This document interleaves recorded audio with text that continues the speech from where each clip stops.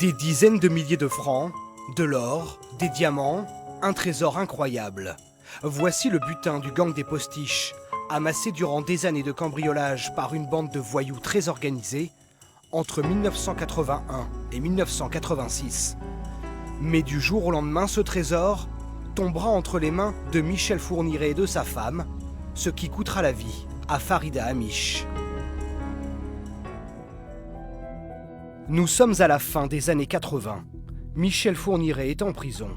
Son voisin de cellule, Jean-Pierre Elgouarche, apprend qu'un important magot est caché en région parisienne.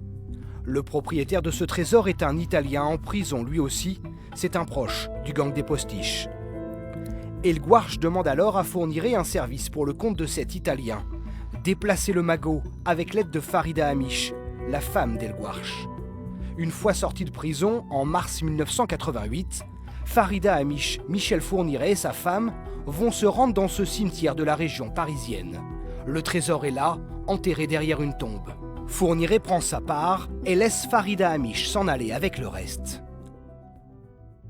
Mais voilà, quelques semaines plus tard, Michel Fourniret estime qu'il aurait pu tout prendre.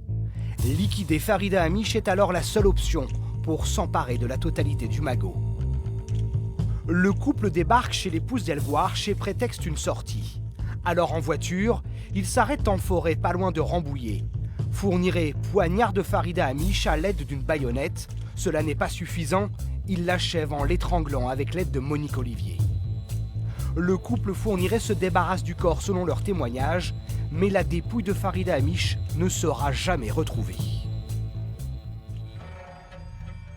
Avec cette importante somme d'argent, les époux Fourniret s'offrent le château du Sautou dans les Ardennes, là où seront retrouvés 2 corps de jeunes filles des années plus tard.